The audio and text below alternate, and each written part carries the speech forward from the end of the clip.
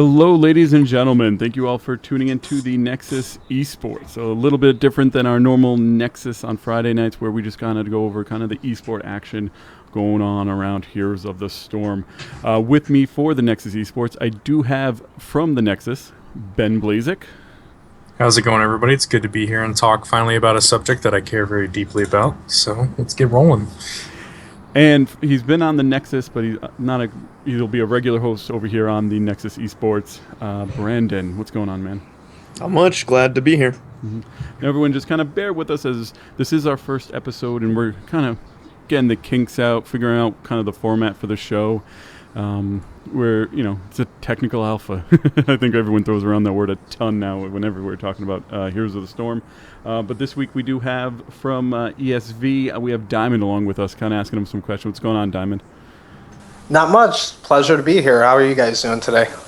Really good. Very excited now that we actually have some really legitimate league movement going on in Heroes of the Storm. I think it's Ben said it best. Finally something that he's really passionate about and something I love about gaming in general. So for our listeners who might not be up on all the esports action in terms of Heroes of the Storm and who Diamond is, we're going to kind of ask you some questions, kind of get people familiar with you and kind of learn a little bit about the league, considering this is the first one. Diamond, why don't you kind of let everyone know what your background in esports is?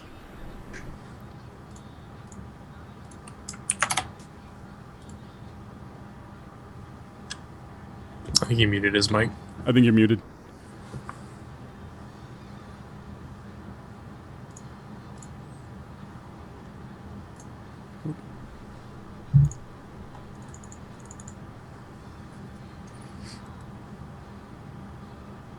Uh-oh. Hey. So, I don't know what happened there. So it's a technical alpha. That's what happened. Exactly. We'll give him a minute, kind of reconnect.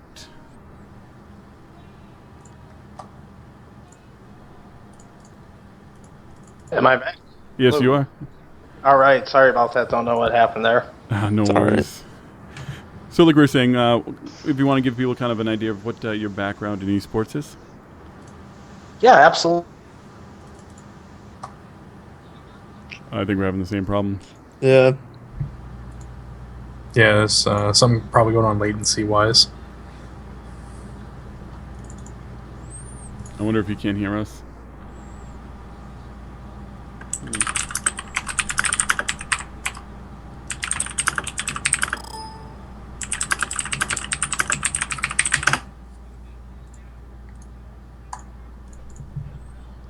Okay, so... Start. It's okay. I know.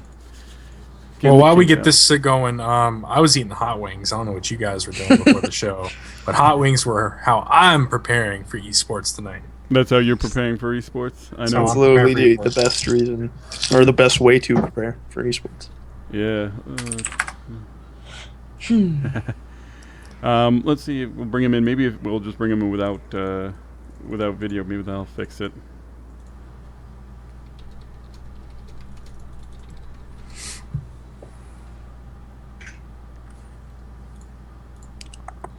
All right.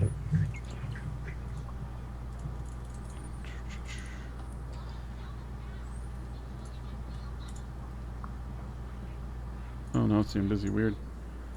I want to thank everyone who's kind of coming in at this point. Treble and Evelon. Thank you guys for kind of coming out and hanging. As we work through our technical difficulties. Yeah, it definitely happens sometimes. And Treble, because I'm still trying to learn all the teams by heart. Treble is with ESV Tempest, I believe. I could be wrong. He can let us know if we're wrong.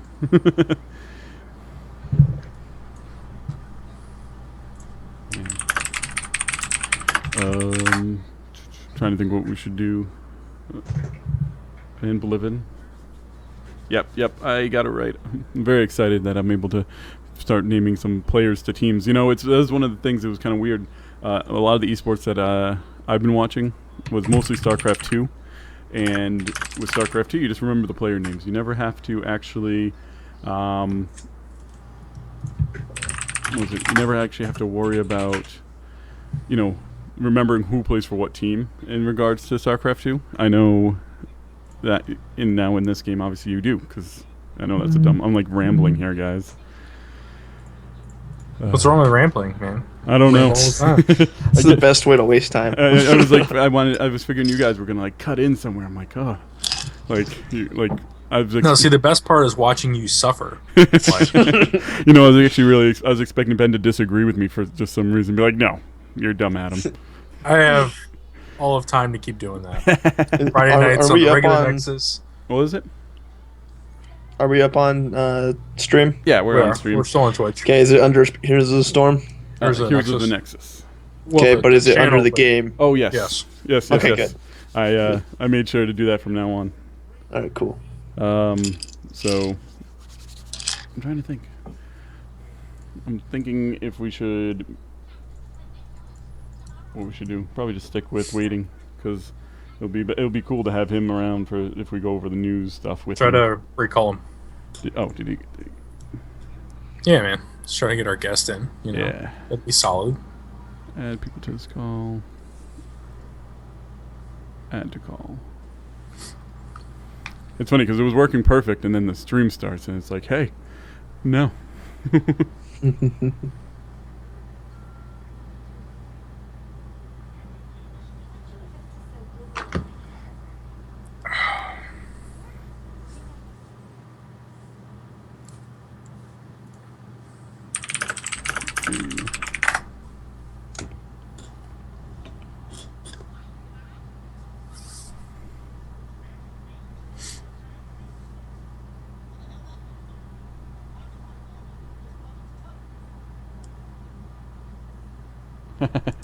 Thanks for stopping by. Oh man, I'm making full sentences. Thanks for stopping by. Weird spaces in between words.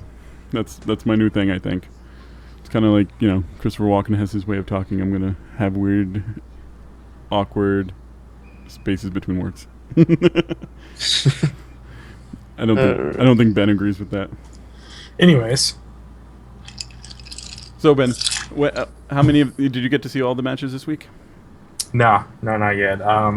Still kind of winding down from being gone the whole time. I spent like literally all day yesterday preparing this like romantic dinner for my girlfriend, and then spending the whole evening with her just because I haven't seen her in several weeks.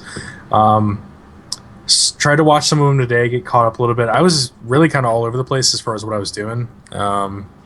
So not everything, but I caught all of Team Snowflake's games. Mm-hmm. And this week coming up, I'm going to have a much different pace as far as what I'm doing. So I'll definitely be able to catch like all of week 2, and that's going to be awesome to do because I'm not going to be as busy going forward. I believe I am back. Is this Yep. accurate? Yes. We do have back. audio. All right. Yeah, I'll get to the video in a second. I had to relocate, and I don't have the power cord right next to me. Mhm. This netbook at the moment. Yeah. Actually, let me see if I can get that set up. So we were talking about week 1. Well, we're going to start with just a little bit of information about you, like I said. So, we're going to start with what is your background in esports overall? Absolutely. I've been involved with esports since roughly 2010. I got very heavily involved in 2011. The first title I got involved with was based off my passion was StarCraft 2. I had been playing StarCraft Brood Wars since I was a very young kid. I first started playing StarCraft the original on a Pentium 90 megahertz Packard Bell computer. That back then was $3,000. And it's just the one game I never put away. So when StarCraft 2 was starting to come out, I went and bought a beta key off Craigslist for $90 because I was so desperate to play it. And back then I had no industry contacts, so I had no other way to get it. Mm-hmm. And I started playing. I fell in love with it. I said, you know what? I had watched professional matches of Brood War before. I want to watch professional matches of StarCraft 2, and there was none. There was one tournament. It was called the HDH. It was very good. And there was nothing. And it was a very hit-or-miss tournament. I don't believe it had a regular schedule or it was short. There was something about it. So I started doing broadcasting in StarCraft 2 and found my productions became quite a hit very quickly. And I continued on with that, worked in the StarCraft scene for several years, Did a lot of administrative work. Did a lot of tournament organizing. I ran a very large event called the Korean Weekly, which went on to be one of the largest online-only events in StarCraft 2 for quite a long time. After that, I sort of wandered for a bit, played a lot of League of Legends, was really enjoying that, but it was very, very hard to get into the League of Legends scene. By the time I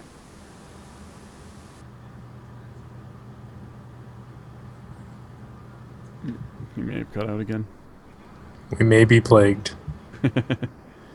We're cursed.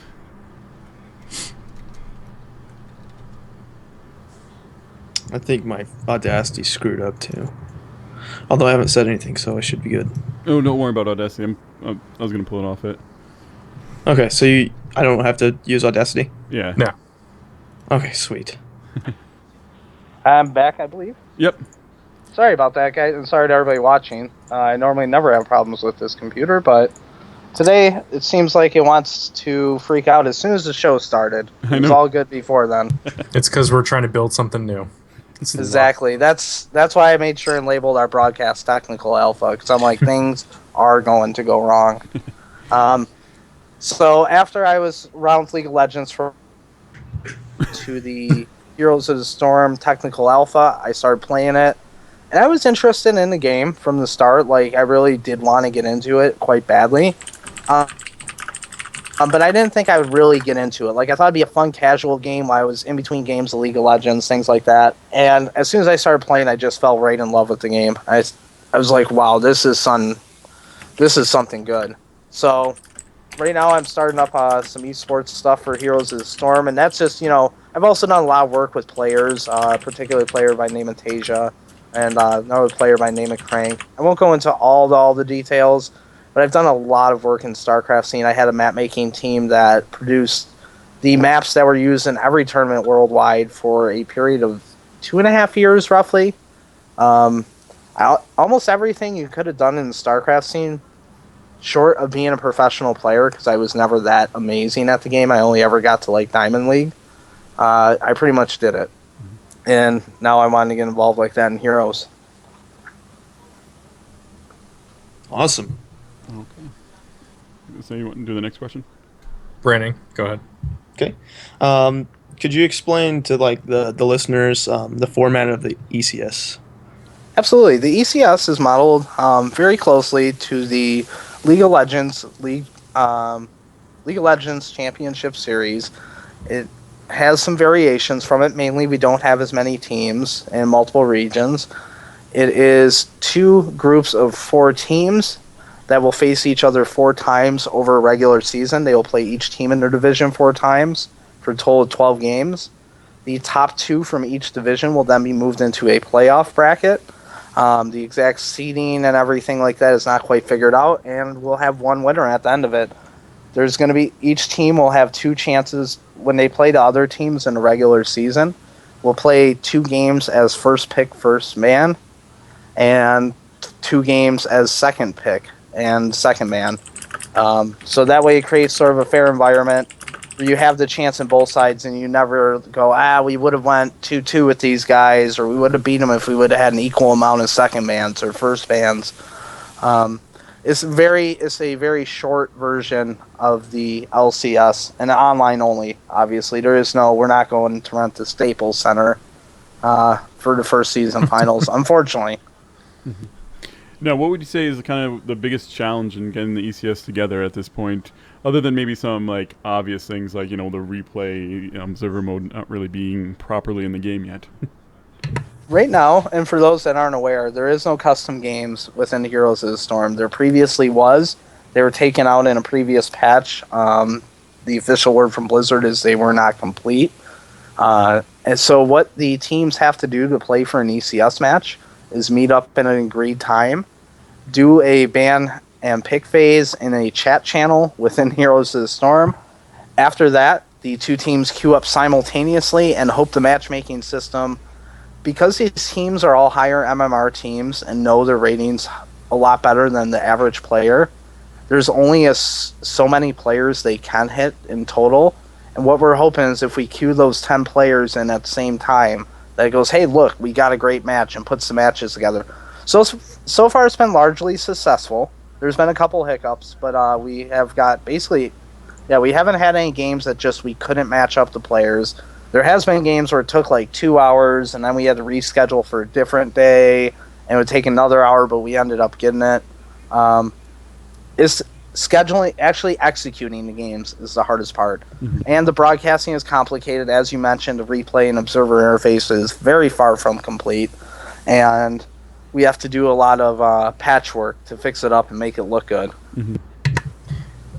Now, have you received any concern or pushback from Blizzard? Because when they removed the custom games originally, they stated that they didn't want anybody putting together leagues for cash and all that other stuff together to just kind of keep it at bay for the time being.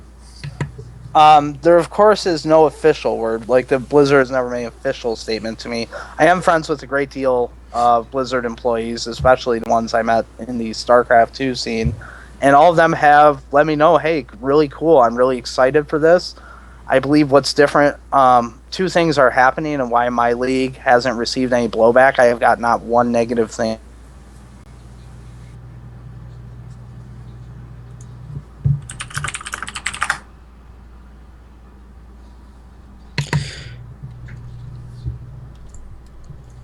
All right. Some technical. It's right, two things, and I'm like, what two things? I need to know. Now so excited. It's like a cliffhanger now. It's like, oh man, what's? You'll have to come back next week and listen, guys. Join us next week when we learn what those two things are. No, it's too funny. Yeah, I'm curious it's funny because I'm really curious what the two things are. Probably, if I had to guess, one is probably because I don't think there's any prize pool at this point. Mm-hmm. That's probably the big thing. If there was a prize pool or anything, I'm sure that would be a lot of kind of pushback. And I don't know what else the one thing could be. Maybe. We should put Well, bets on you it. guys heard about that $10,000 prize one tournament that's is supposed to happen soon, right? For Heroes of the Storm? Mm-hmm. No, I didn't. It's a league, Smite and Heroes the Storms, and Smite and Heroes rewards are going to be $10,000. But for some reason, or anything over a certain amount of money, it has to be sanctioned by Blizzard. Mm-hmm. So people are thinking that it's probably not going to go through. Yeah, probably not at this stage. I mean, especially given where the game's at currently. Mm-hmm. I don't see it happening. I don't think people understand that even though we want this game to be an esport and stuff, Blizzard is not done, and they don't feel like they have it right yet. So Yeah. And they, I don't think Blizzard wants people saying busy. Let me try it. Give me a second. I don't think they want people to say, "Oh, it's in technical alpha. That's what cost me $10,000." They don't want anything on their end being their fault that people don't have money. yeah, exactly. Yeah, and they don't want to have backlash from the community either. I'd say at that point. Oh, I bet the second. Sorry, Ben. I bet the second thing was people can't actually play this game right now, so getting to see it and getting to play it is two separate things. So that's probably why the second one is. Okay, I'm trying to bring him back in here. As we slowly progress through the show, Mm-hmm. be more excited, Adam. Sorry, I'm He's just freaking trying, out. I'm just trying He's to like, figure out why the internet hates us tonight. Sorry, man. This is what our show's gonna be like at BlizzCon. So we might as well just get a lot of alcohol and prepare. Isn't that all that are you BlizzCon's guys- about? Is just guys- alcohol Maybe. and being prepared. You guys gonna do a local recording or try to do the Wi-Fi and stream it? Well, we're gonna need at least some sort of internet to get David on there. That's Yeah, that's true. That's the only thing. I'll bring one of my work hotspots. Yeah, I'll have my work stuff too. Did you get that thing worked out with the server or your cell phone service? No idea yet. Ever since I got home Friday evening, I haven't even touched it. I knew my throat. Wow. My throne, where I take a poop every day. My phone is still throttled, and it's capable of broadcasting for like 6 or 10 connections. But my hotspot they gave me is no longer throttled, but it's not getting the speeds that I was getting. Gotcha. So. Okay. Okay, gonna. Hopefully this works.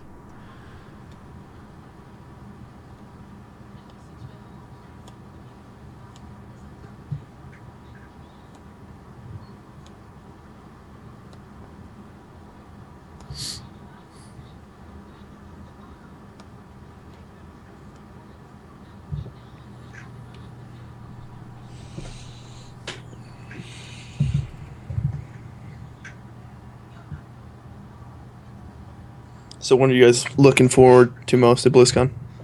Heroes, man. Yeah? Tournament? It's gonna be as long as like it's structured really well. I think it's definitely gonna be awesome. I'm hoping that we're gonna see an extremely new build of the client for that at least. That'd be rad. Yeah. I think we're getting a new IP, to be honest. I think we're getting a new IP this year.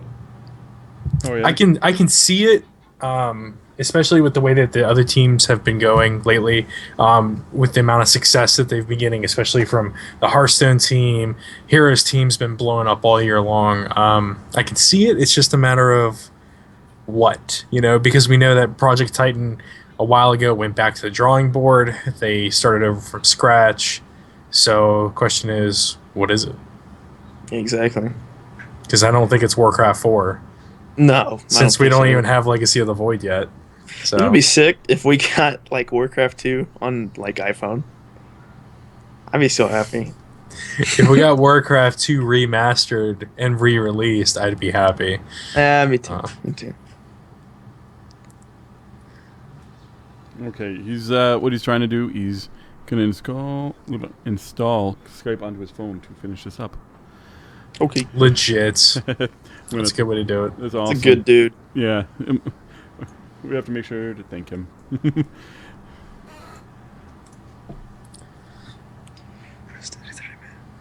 So, yeah, for Heroes of Storm stuff, I'm just super excited to see anything. I think, I actually talked about it on BlizzCon Countdown today with Hawkeye. He does every BlizzCon, or at least the last two, he kind of interviews community members and talks about what they expect. And I told him that I know that the one thing I think is I want them to do like an influx of heroes, like 4 or 5 heroes to try out.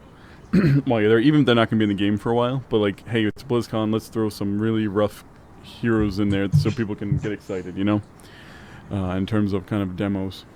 I'm still saying, Cho'Gall, if we don't see it, we need a riot. So what's the word I'm looking for?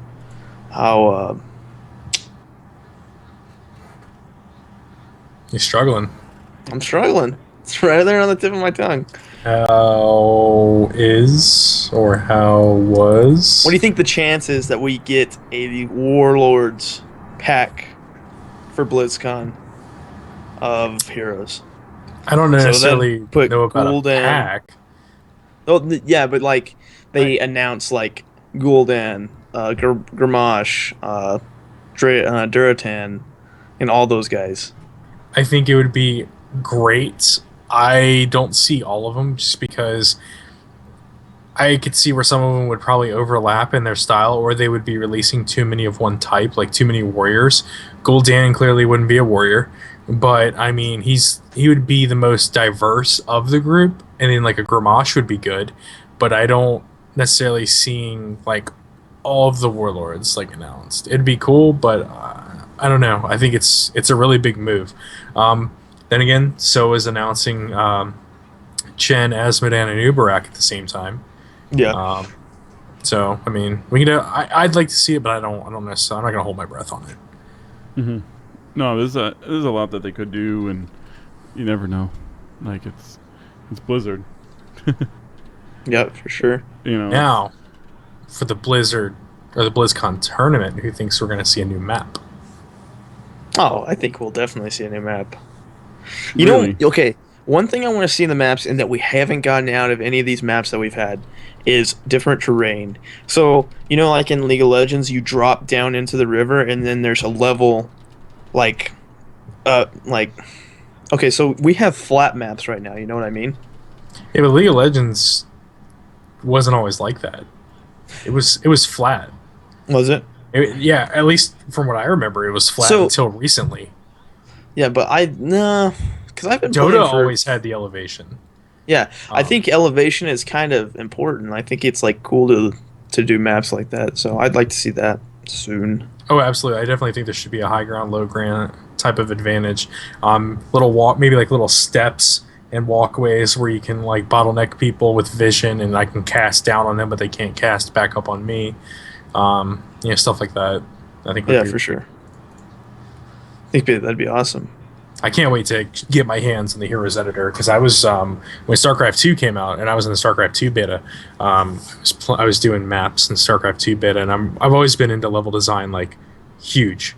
And that's actually kind of like was my dream job for the longest time, was to be a level designer on the StarCraft team. Mhm. So I would love to get my hands on that editor and kind of make our own maps, and like I would even go to such detail for like either like an ESV league or like our own league or something like that. I'd make our own maps for the tournament. Yeah, I'd that'd put be like cool. custom logos all over. God, I want to do that so bad. Well, I noticed I was watching a Dota match, and like they have like flags and stuff at their base that have like their team logos on it. That's Yep. awesome. I've always loved that about Dota. They're really about bringing the teams into the game, even more so than LOL ever did, and that's definitely an awesome thing when you can see like somebody's actual custom banner on the map. That is awesome. Yeah, but I gotta say, Riot does their freaking broadcasts are amazing. It's like watching a football game. Yeah. I used to play League a lot, and I used to be competitive, but the game is just too different now, and I just see everywhere I look, I see sheep everywhere. And it's really hard to break into that scene and find a team of people that are like open-minded, because it's always about the meta. You know, top lane, jungle, Mhm. support, ADC bottom, mage mid. And it's like anytime you try to change that, you are all of a sudden like Bad. they call you a witch, and they put you and try to burn you on the stake, and it's just I can't Yeah. stand that. I went in jungle. I was the last person to type my position, so I got the luck of the draw, and I couldn't at the time jungle, and I was like, and they were like, you need to pick a jungler, and I was like, I can't jungle, and they were like, well, too bad. So I picked Malzahar, and I went top lane with a Riven, and they were like, don't screw this up for us, and I'm like, are you serious? And then so I killed one of the dudes. I killed the dude top lane when Riven apparently was supposed to kill him, and he got all pissed off at me, and he was like, I needed that. You stole my kill, bro. And I'm like, all right, bro, you need to chill, all right? Because this is going to be just fine. Wait to see what happens. 4 minutes later, I turned into a nuclear warhead and was the dominating factor on that team. And we won. We Yeah. won without a jungler because I was a nuclear warhead. And they were bitter. We won, and they were still bitter about the win. They were like, well, that's not how we should have done it. And I'm like, did we not win because we threw a curveball at them that they couldn't handle? Yeah. Exactly. And that's just the one thing I can't stand about League. You know what I don't really like about League currently is that any champion that gets made is made to fit into the meta. You know what I'm saying? Like, they're made with that in mind, like, because they don't feel like the new champions will be competitive unless they do that. What I don't think we're going to see that with Blizzard. You know, I think with Heroes of the Storm we're going to see heroes getting made for the sake that that's the story behind the character, and that's what Blizzard thinks the game needs. Not like, oh well, you know, we're gonna put out, like, Lucian was my favorite AD carry to play, but if we're gonna like, oh, he'll do AD carry, but we'll make him do it a little bit differently. You know? Yeah. The last time I actually had fun in League was when Thresh came out, and I didn't build Thresh like a support. I built him like an AD carry, and straight up annihilated people. Just pulled him into me, did all kinds of stupid stuff, and that was probably the last time that I actually had fun in that game. I don't think people actually have fun in League, to be honest. I think No, it's nothing but a bitch fest. they are there to try and make sure that they are better than somebody else. Mm-hmm. Not to work with anybody, not to help anybody.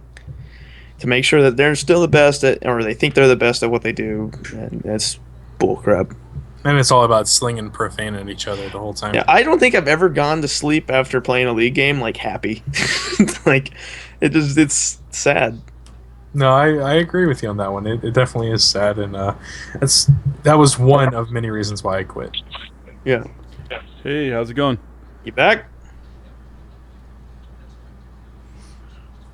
Hello? Almost. That's weird. Says he's here. Yeah, he's there. Ish.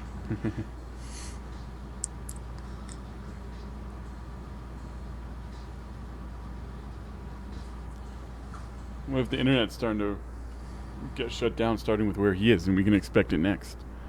Don't you say things like that, because then I'm gonna have to go load all my guns.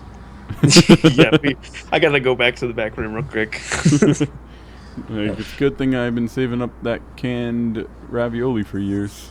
Because I've only got 6 mags for the Glock loaded. I'm gonna have to go make something happen. Come on over, we'll make a fort. Make a garrison. Oh, are you there? Hi, I think I'm here now. Hey, how's it going? Hey! How's this sound? Does this sound all right? Yeah, it sounds good. Sounds okay. The only thing, if you have headphones, could you plug them into the phone? No, the headphones I have use USB, unfortunately. Okay. And this phone doesn't take a full USB port. Ah, okay. So, my apologies, but Oh, no worries. my Netflix now is the perfect time to have all kinds of problems. Well, we'll get you kind of get through some of the questions, and then we'll see how it works from there. So I think that where we ended kind of was you were saying that there were two main reasons that you think you haven't got any pushback from Blizzard. Sure. The first being that we had no big prize pool. I could have opted to try and find a sponsor and maybe got $1,000 prize pool if I spent a month or two working on it. But I knew this is not what Blizzard wanted for Heroes of the Storm in this alpha state. I can tell they don't want money on the line because they don't want a game-breaking bug to happen in alpha, and a bunch of people are like, wow, somebody just lost $10,000 because of this bug. Nobody's losing $10,000 in this league because of a bug, because of an OP champion that should have never been released, any of that stuff. Mm-hmm. We are splitting all the profits with the players 50-50. However, for Season 1, realistically, that might be a couple dollars a player. It's not going to be a huge amount of...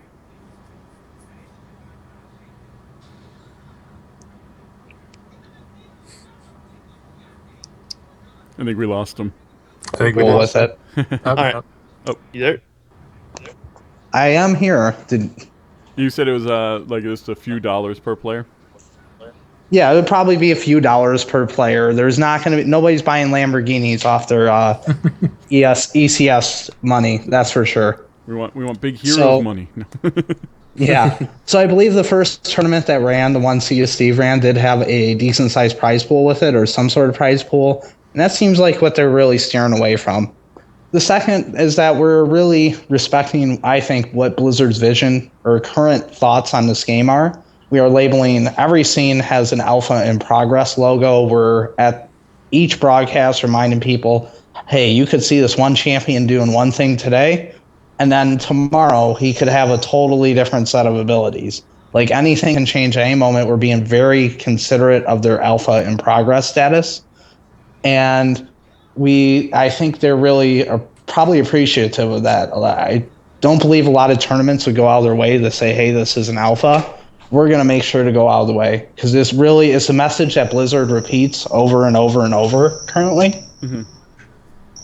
And so we're going to respect that. And I think that's the two things. Also, I do have a lot of experience with Blizzard. They have worked with the ESV TV quite a bit in the past. Sorry, 1 second. There's a loud squeaking now, of course, where I'm at. So we have worked with Blizzard quite a bit in the past. We've done stuff with... I believe we've done some BlizzCon qualifier stuff. We've done... they worked on promotion with us for the Korean Weekly tournament, things like that. So that probably helps as well. There's some mutual trust that's already been set up from previous events. All right. How far do you want this league to go? Well, I would really, I look at something like Star Ladder for Dota, and I think, we could go something like that. I would love ECS to be a staple part of the Heroes of the Storm community.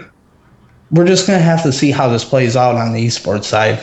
If tomorrow MLG says, hey, we're going all in on this, we're about to drop $30 million, and we're going to have 8 hours of content a day.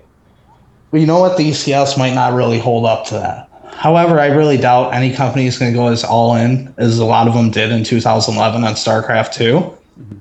So I think the ECS can stick around for quite a long time, hopefully with the players getting 50% of the profits.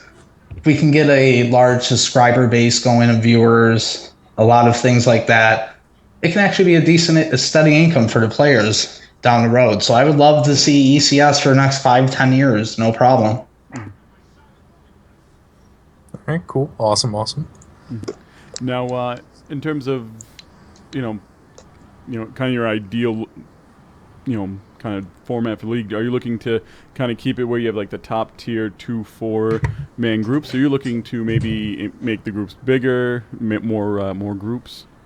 Oh yeah, once custom games come into play, we can do a lot more with the groups. Right now, they're kept small and sort of isolated because it's hard to get a large variety of matchups. So it's a lot easier to consistently get 3 matchups versus going against 7 different opponents overall. Mm-hmm. So a lot of it's going to be hinging on when custom games comes out. But I would love for season 2 to have like 2 8-man leagues, and then possibly looking at doing some with Europe, for example. We could even do 1 huge division. Whatever looks like is going to be optimal. But I would definitely like to expand the number of games played, the groups, a lot of the rule set for next season. Mm-hmm. Yeah, I know. It's like one thing I'm looking forward to is seeing the Snowflake versus Symbiote, kind of in the playoffs. Because right now, I feel like there's definitely 2 leaders in each side, obviously based on the kind of standings, and kind of seeing them play during the regular season would be fun to see as well, because you kind of see more than just kind of one series or one set of games with them. Yep. So also, I didn't realize that. I was seeing I wanted to see how things played out week 1. Mm-hmm. We are going to be hosting almost every week. I don't know if this week it was a little bit hard scheduling with Labor Day weekend, but we're going to be hosting almost every week a show match, and probably what we're going to be mainly doing is cross-divisional show matches. Mm-hmm. For the 3rd week of broadcast, I already have set up a Symbiote versus Snowflake match. Oh, nice. And they're going to do a best of 3. It's not going to count towards ECS standings, so neither team can get hurt by it if they get beat 0-2. It's for pride and fun show match. But it should give fans some of that cross-divisional preview before the playoffs, but still the playoffs are the big thing. That's when they'll pull out everything. Mm-hmm. That's going to be sweet to see. I have one more question. So what can Blizzard do to help you guys out, including like software and stuff that's put into the game to help tournaments and stuff? Well, the biggest things right now, obviously the number 1 is custom games. That's sort of beat to death, but it is true. The answer is a lot of the things they did with StarCraft 2 would work really well with Heroes of the Storm. Make a robust observer UI. Look at making that expandable like they have done, where other companies like GameArt has done with StarCraft 2 can get involved and find ways to optimize all the in-game UI stuff. A live spectator mode is going to be a must. There's going to be some matches that just you're going to want live, tournament finals, things like that. And then you put a delay on the broadcast, of course. The other thing, aside for obviously money, is just promotional support. They can do a lot. They have really big followings on Twitter, Facebook, things like that. They can draw a lot of eyes to the tournament if they choose to promote it. Awesome. Thanks. Now, this kind of goes into like a little bit of like theory crafting, but as far as like a tournament structure, so when we get to the point where we know that like ranks coming and drafting and stuff like that, Would you like to see it where when we are doing the draft phase, we already know what map we're going to play, or would you prefer it to stay random and we don't know what map we're going to play? I think it has to go towards a picked map. How that is selected is, I'm sure it will be a source of debate when that day comes along. But you will never see the full strategy that can be unleashed with this game in a random map setting. There's just some comps that really don't work in random map, or you're gambling. Like right now, you could pick a Sergeant Hammer comp, but you are saying, I'm going to take a 20% gamble that we're not going to hit Blackheart's Bay and just auto lose. So not a lot of teams are willing to explore those other comps. I think there has to be pick maps one way or another. Random map just can't. It would have made StarCraft 2, for example, which is really what their map system seems to be modeled after, would have made it really horrible. Mm-hmm. I was always thinking that if they're going to do random map, at least let you pick your heroes after the random map is chosen. Now, that's something they could do. That's not totally out of the option. The only downside if they do that is you have the potential, say you get to like a best of 7 finals and you hit the same map 5 times in a row.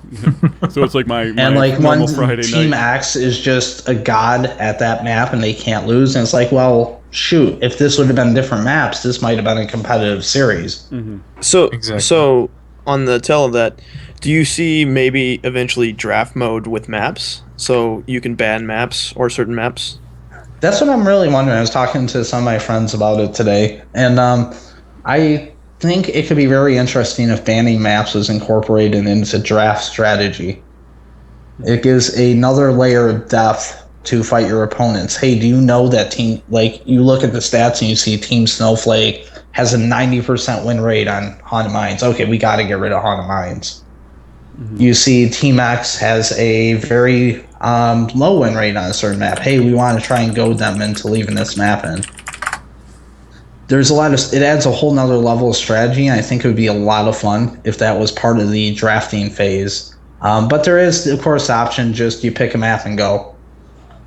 Like, you could have a set map. I'm not sure how they're going to do it. It's going to really depend on how many maps are available at a time. I really hope.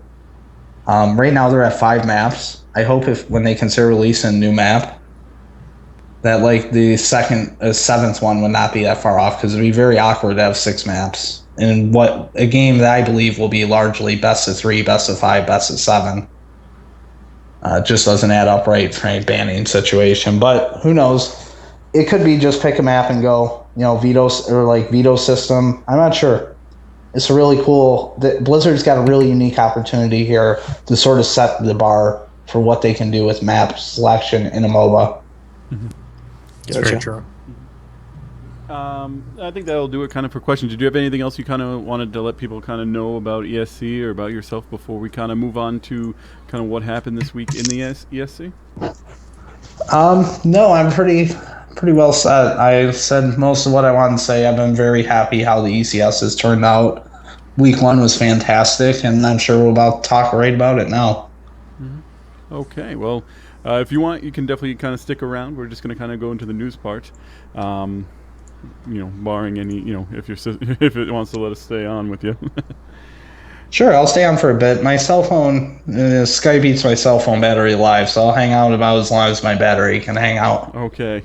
Cool. So, like I said, we're going to go into the news. We're going to talk a little bit about the first week of ECS. Now, we're going to kind of go over overall standings and talk about each group kind of individually. So we had Group A, which consists of Snowflake, Glorious, ESV Wildfire, and Team Descent. Ben, what were your thoughts on Group A kind of overall? Well, if anybody was paying attention to the standings, I feel like Group A clearly has defined victor so far, at least from what we've seen from Group 1. Snowflake definitely taking the dominating lead at 3-0. Glorious kind of almost right behind them, but everybody else, aside from Snowflake, is almost at an even par, not quite. I mean, you can see things in their gameplay that are distinctively different. But everybody else is kind of holding par with the 1 and 2. I guess I expected Glorious to do a little bit better with ZPs on their team.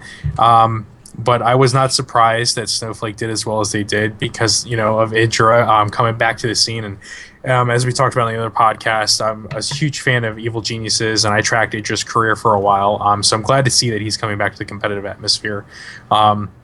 So it was really cool to see the Snowflake matches, and definitely the one Snowflake versus Glorious, where Snowflake had most of their matches were this way, but they had such an extreme dominating lead, and they were really, really well constructed around Idra playing Tychus in a couple of the matches, and always making sure to kind of play off of him, especially when he's popping Thor. So I definitely thought Group A was pretty interesting. Mm-hmm. Brendan, any thoughts on Group A? Yeah, it definitely seems like there's a clear front runner in both groups. I'd like to see. I'm wondering if in the game there might just be a little bit too much of a snowball factor, and that's why that is.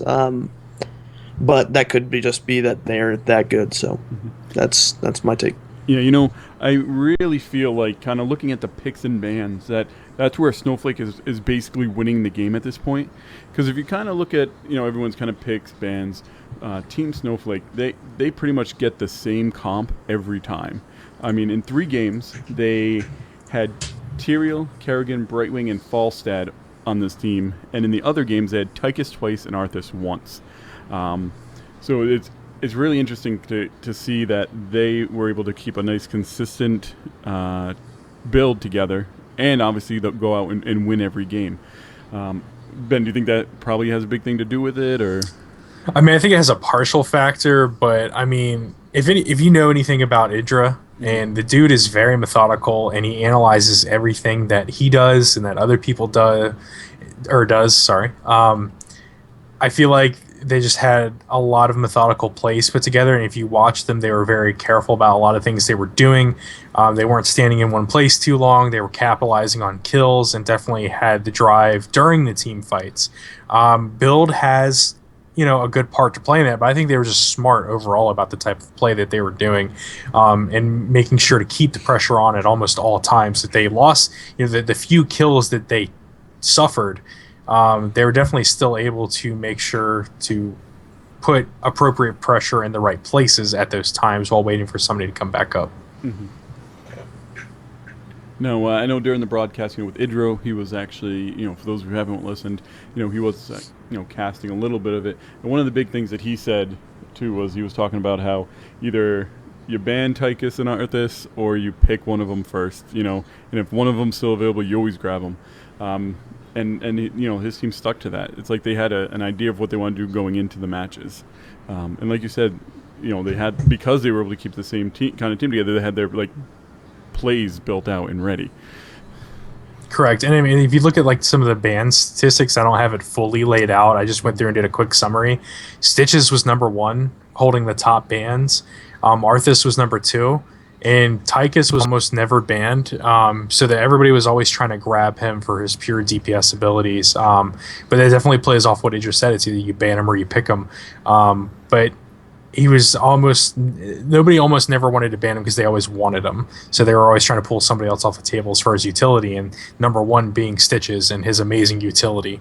So, yeah, I was very sad to not see so much Stitches play out there, because I've been playing a lot of Stitches myself, and during our practices, and I wanted to kind of see what the pros do with them, and I didn't really get to see that. It's one of the negatives to a ban phase, I guess, is you might have your favorite hero out there that you don't really get to see played as often. Well, I think one thing with Stitches is the hook in any game makes such a big difference, because you can go from having a huge lead to getting your main guy taken out of your group and killed, and then they push for who knows what. So.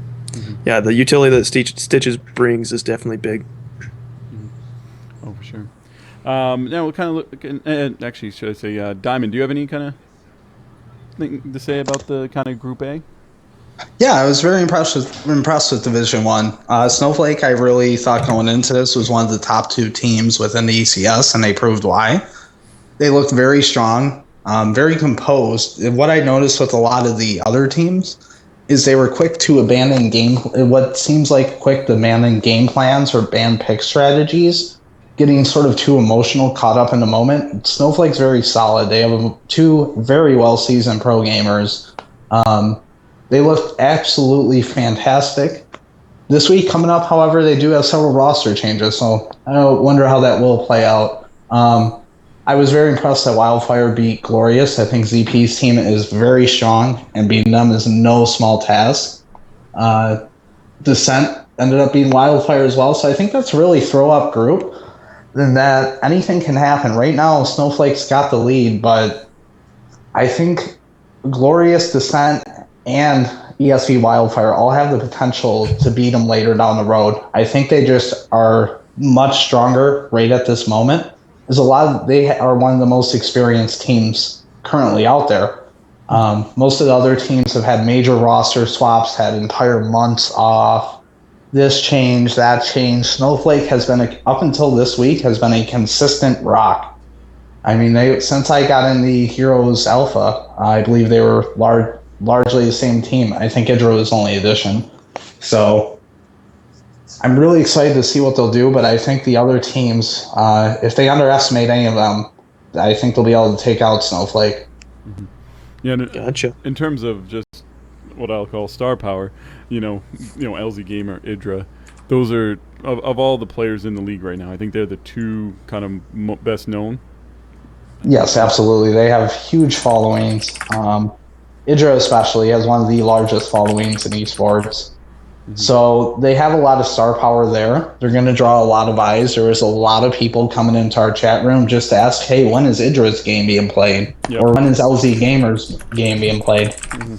So if like a little broadcast trick, of course I put Snowflake in the very first game, and that was not by accident. That was very deliberate. Mm-hmm. So they're definitely the big draws as far as viewer-wise, even though Symbiote is, in my opinion, slightly, by the slightest of margin, stronger team right now.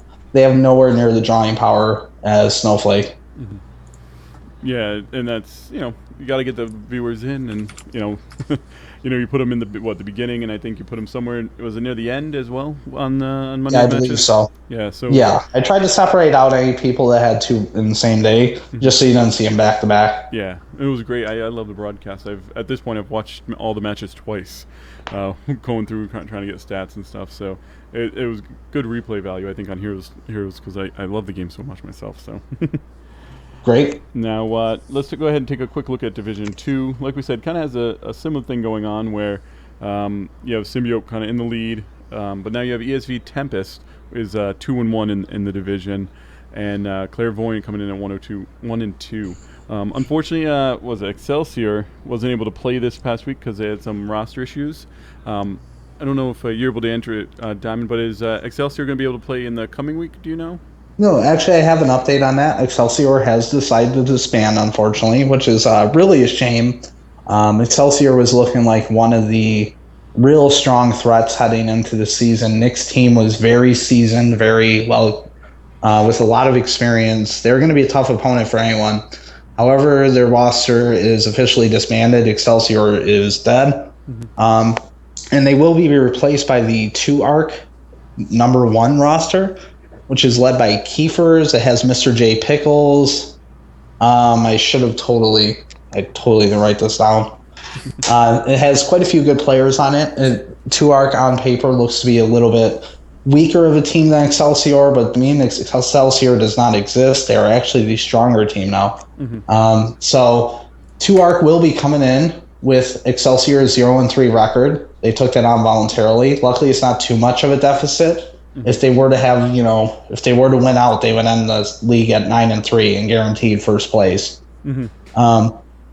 So there is the ability for them still to take first place in the division, go to the playoffs, and win it all. They will be taking the spot. So those 3 free wins are just unfortunate, but we knew stuff like this was bound to happen in Alpha. Once teams started getting serious and having something to practice for, some just couldn't hold up to the pressure. Mm-hmm. Yeah, I know it's got to be a lot of pressure kind of getting ready for the esports. I've never done professional esports, obviously, but I can't imagine the schedule of practice that they must go through at this point. So Just so the often, mindset as well of knowing, hey, we have this big tournament on Saturday that we want to perform on.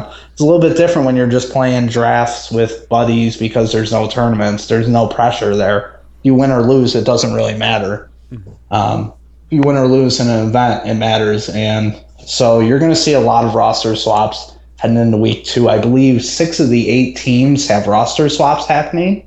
And it's gonna look a little bit different when everybody started getting to the grindstone. It's looking like some of the players that maybe weren't as devoted or were simply not holding up on the talent end are moving and shuffling between the organizations. So it's gonna be real exciting there as far as the roster swaps. Like I said, the pressure is a lot, and just some players aren't fully cut out for it. They're more there just to play and have fun, and there's nothing wrong with that. But it won't win you major events. gotcha. So coming off of that, what is this might be a weird question, but what's the best way to break into the esports scene? The best way to break into the esports scene, my buddy Sean Plott always said it best, and it's just do it. I constantly see a lot of people with really good ideas go, hey, everyone, I got this good idea. I'm thinking of doing it. Should I do it? And everybody says, well, yeah, I would check it out. And they try it and it works or it doesn't work. But then they go, well, everybody said they would use it and now nobody is, or this or that. Just get out there, do it. That's what I did with StarCraft. I didn't ask anybody's permission. I didn't, although there was no broadcasting tournament rules back then, but I didn't ask permission. I didn't go around to pro gamers and pull them. I just said, we're going to do this. And that's how I did it with ECS. How I broke in the hero scene is I made a Reddit post. I just said, I'm going to do this. I know we can. Who wants to get involved? And it turned out everybody wanted to get involved. Mm-hmm. That's awesome. Cool. So Ben, what are your thoughts on now? Are you calling them by Division 2, not Group B? Like I've seen it. Yeah, Division 2, 1 and 2. Okay, 1 and 2. So Division 2, Ben. What are your thoughts on Division 2? Pretty much everything that we've kind of led up to this point. Symbiote definitely looking strong. With ESV Tempest right behind him, and then CG in third, and of course we know nothing of Excelsior because they didn't play and disbanded. Symbiotes, it's undeniable that they look strong. It's definitely going to be interesting when Snowflake and Symbiote go head to head. Do I think Symbiote are going to outplay Snowflake? I don't know. It's really hard to say. I'm definitely rooting for Snowflake in that particular matchup, but we'll definitely have to see how week 2 pans out. It's definitely an awesome first week, especially the first real league taking place. So there's just a lot of excitement all around, and I definitely think the groups played interesting, and a lot of other people have a lot to prove. I think that the ESV teams are going to want to come out swinging, just like Glorious. Glorious definitely should have, or I guess maybe they probably felt that they were going to come out stronger than what they did, and instead they went 1 and 2. So I definitely think a lot of those lower teams are going to try to come out swinging this week, and we'll see what happens. Mm-hmm. Mm-hmm. Now let's talk about what you think. Who do you think has the best chance at beating the top team? So, out of Glorious, Wildfire, and Descent, who do you think has the best chance at giving Snowflake their first loss? Probably Glorious. Glorious. Brandon? I think Descent. Mm-hmm. What about you, Diamond? Do you have a idea? I have a differing opinion, and it's probably not going to shock anyone, but ESV Wildfire, I think they are being seriously underestimated right now. They never really publicized themselves previously before joining ESV. Oops, sorry, I dropped some. So a lot of people just simply don't know who they are. They have an incredibly strong roster. Bims on Stitches is just the grossest thing ever. Like, you have to ban Stitches away from that guy, I think, or take it, or I think you just lose the game. Mm-hmm. I think they're a very organized team, and they're looking to be one of the stronger teams. Like, every time I watch them scrim against, the Snowflakes, the Symbiotes, the big teams, they do incredibly well. They just need to pull it together and get those last couple things done and get the last couple kinks worked out. And I think they're going to be the strongest contender. I would not be surprised to see them legitimately competing for that number 1 slot by the end of the season. It's funny. I agree with you, which means that the who are going to be 3 regular hosts all disagree on this. What's new? Because just from the game with Glorious and Wildfire, that's what kind of makes me think Wildfire personally. Because I think if Wildfire can beat Glorious, I think they could be the team to beat Snowflake. I definitely think the team that does, as long as they're doing their homework and they're putting in the work and not letting anything go to their heads, because it is, while we are playing, it's heavily a mental game. As long as they're doing their work, I think we're definitely going to see some awesome matches coming up and probably some new people taking the lead. And then the thing too is, like I said earlier, the strength in the first week I feel for Snowflake was that they did have the comp that they were familiar with, that they had the plays ready for. Well, now that it's out there, the teams can actually start preparing for Snowflake at this point. Like, oh, they're going to try to get this comp, so what can we do to try and counter that? As we get further on, there'll be more and more of that as well. So we'll do the same thing with Division 2. Ben, who do you think is going to give Symbiote their first loss? Tempest or Clairvoyant? I'll probably go with Tempest. And Brandon? I'm sorry, what was the question again? Sorry. I was looking at who's going to give Symbiote their first loss? I think ESV T. So Tempest as well. Diamond, do you agree with us? I think that is a good bet. However, that's I think a lot of people are sleeping on CG and they'll be sleeping on 2ARC once they actually know they're in the league. Yeah. Because Symbiote's got sort of this aura of invincibility right now. And I think particularly what impressed me with CG when we played against them week 1 is they were not afraid to throw a crazy comp out there with their hammer comp. Mm-hmm. I think they could easily catch something where they get a really good comp and just simply beat them out in picks and bans and then follow through. I could see the same thing happening for 2ARC. 2ARC has some very solid players, and my bet coming in this league as underdog, they're going to be willing to really throw out some wacky stuff and try and catch people off guard. Of course, I believe Tempest will beat them and be a contender for first place. Their comms are getting ridiculously good. Their strategies and shot calling is getting very strong. I would not be surprised to see any of those teams, but I really have a lot of faith in Tempest taking them down here. Probably 2-3 times this season. They're going to play a total of 4. I'm really hoping Tempest ends up at a 3-1 with them, since they already have lost 1 game. Mm-hmm. No, it'd be good. As long as it's competitive, I'm happy. Like you said, Tempest probably the best chance, but like you said, it was at 2ARC. I think that'll be cool to see how they do this first week and kind of go on from there. Yeah, I'm very excited to watch 2ARC's first games. I really want to see how they're going to come in mentality-wise to this. Are they going to come in as word underdogs? We need to throw out the wild stuff. We need to catch people off guard. Because if they do, I think they can. I don't think a lot of people are going to have their homework done on 2ARC.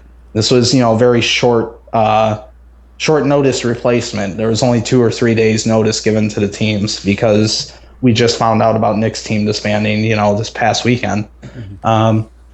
They come out like that, they could really catch some people. If they come out and try and play everyone standard on week 1, as this team's still pretty new, I don't know if they're going to have the best results. And they really, even though I say week 1, even though it's the second week of play because it's their first week of play. Mm-hmm. But if they come out and play super standard, I think they're going to have a rough time. And if they're off to a 0-5 start, they're going to have a real bad time clawing their way back in. So I think they need to throw out some insanity stuff. Try something tricky, try something clever, try to catch people off guard. Do what CG was doing week 1. Now, is anything going to happen to the scores at all since they're coming into the second week of play, or is it just is what it is? They had to accept the record as is. The games had already been awarded as walkover victories. I did not want to reverse the results of those. That wouldn't be fair to the teams. So there was 2 options of a team comes in with a 0-3 record, or just Excelsior's whole season is walkovers. I think people would rather see the games than watch a team come in slightly disadvantaged. And it's a good opportunity for 2ARC. They're a newer team. This is a chance to get out there and get some tough competition right off the bat. So I think it'll benefit them quite a bit as well. Yeah, they're definitely going to have something to prove in week 2 coming in with a record like that and trying to catch up. And I definitely think that they should play wild card strategies that nobody's going to expect. And then that should hopefully get them in swinging. But I guess we'll have to wait and see what happens. Hmm. Okay, so we're gonna move on to our next pieces. It's basically our game of the week. What we think the best game that week was. We'll start with Brendan. Did you have a kind of favorite game this week? I don't know if I had a favorite game this week. It's really cool getting to see this this esport, this tournament go off. So I don't have in particular a favorite one, but I'm looking forward to seeing what's in store for this week. Mm-hmm. Ben, what are you thinking? Game of the week? So, game of the week, specifically, for different reasons, I liked Snowflake versus Glorious, just because I really wanted to see Idris' team play ZP's team and see how they would match up in an official tournament setting, like, hey, this actually counts, instead of, oh, we just happened to queue up together and now we're scrimming. Like, it actually matters. And even though, like, it was pretty one-sided, I enjoyed watching a lot of the plays that Idris' team made happen against ZPs, and I feel like it may have, and again, this is just me speaking, but I feel like it may have kind of ticked off ZPs a little bit, and now they're going to come into week 2 a little bit angry and a little bit hungry. So, you know, I almost wanted to say, just because it was such a crazy win for Symbio, where they won in under 10 minutes in Haunted Mines, you know, but that was just kind of a rollover a little bit. But in terms of what I'd say is the game of the week, and I've been kind of putting two back and forth in my head, but I would definitely say it was Tempest versus Clairvoyant, just because I felt like it was the most competitive game of the week. You know, it was back and forth. You know, anyone could have won that matchup. You know, it was so much fun to watch, and you know, that's why I like to see the high competition. You know, if you know, kind of like how StarCraft 2, you see it in Korea, like anyone could win at any point, you know, and then you have the two different, you know, Code S and Code A. So I think that was why Tempest versus Clairvoyant. If you haven't seen that game yet, watch it. It was a ton of fun. Like I said, the second one that I was going to say would be Wildfire versus Glorious, and that was just with Wildfire I thought they were behind for most of the game, and they were able to kind of pull it together, get some key engagements, and then win in the end. So if I kind of had to pick two. Diamond, what would you pick for your favorite game this past week? Just thinking off the top of my head, I really like Tempest vs. Clairvoyant. Like you said, that was a really competitive game, and we got to see a lot of things answered that we simply didn't know how they would happen in competitive play, such as what happens if you let a hammer comp get to the end game. And the answer is it can be beat. It's not just an auto win. Like, there is ways to get around, because the common consensus was the ultimate late game team is hammer, and if it gets past a certain point, it's pretty close to an auto win, and that's not accurate. Tempest played it well. They abused the lack of mobility on hammer. They never stopped moving.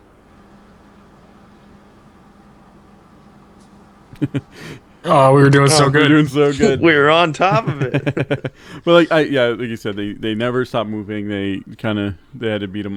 I was gonna say the one thing that I found facing against some of those hammer builds is that I really like Stitches in those anti-hammer builds, because you can kind of reach in and just pull them in and just destroy them that way. Let's see, what else do we have now? You know, kind of the last segment, we're going to kind of look at the week ahead and kind of get our predictions. What I'll do is, you know, I kind of just thought about this. What I'll do is I'm going to kind of separate it. So Ben, you're going to be in charge of Division 1.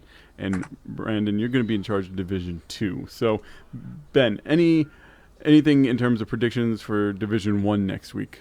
Snowflake's going to take it. Glorious is going to come back angry. But I don't think that they're going to be able to overpower Snowflake, just because I think Idris is too methodical for it.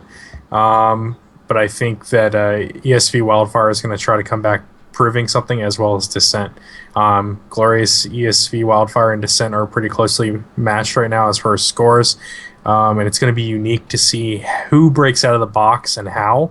But I still think Snowflake's going to overcome all of them, just because if you watch their gameplay, while it was dominating, it was still very methodical and well thought out. Mm-hmm.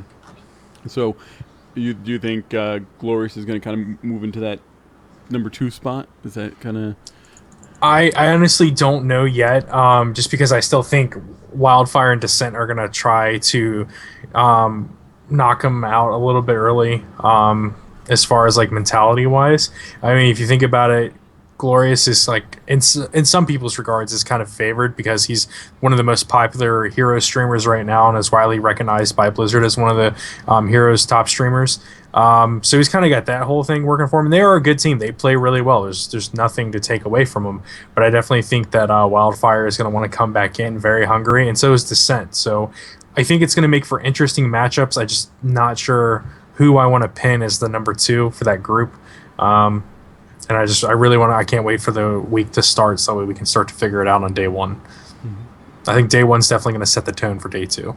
Awesome. And Brandon, what do you think about Division 2? Division 2, Symbiote's got something to prove this week. They got to keep their lead, so I feel like this week, especially in Division 2, seeing as it's a little bit closer than Division 1 was, is going to be mostly mental. They got to, if Symbiote wants to keep their lead, they're going to have to look at the other teams and see what kind of picks and bans they want to take. I think ESV Tempest is definitely biting at the heels to get back up there and prove themselves. Some of the names changed, but CG is definitely, from what Diamond said, they sound like sandbaggers, so it looks like they might be able to come back and prove themselves too. So definitely looks like an exciting week. And I'm excited to kind of see the new team come in there as well. I was very disappointed that we didn't see Excelsior this past week, so I'll be excited to see a full set of games out of that division. Yeah. And although that name is sweet, so they might just take it all. So I think that'll do it for our first esports episode. I think it was a fun episode. We definitely had our technical issues, but we'll pull it together and get something together nice and working out well. I don't even know. I'm like trying to think. I've been anyway. So Ben, why don't you let people know where they can find you? Before we do that, I just wanted to say real quick to Diamond, and for anybody watching the show as an update, he was using his phone on Skype to stay on the call with us because of all the technical difficulties. So I definitely just wanted to thank Diamond for coming on. It was awesome having you and getting to pick your brain on the league, and definitely wish you the best of luck with the league and hope that we can continue coverage alongside with the league together.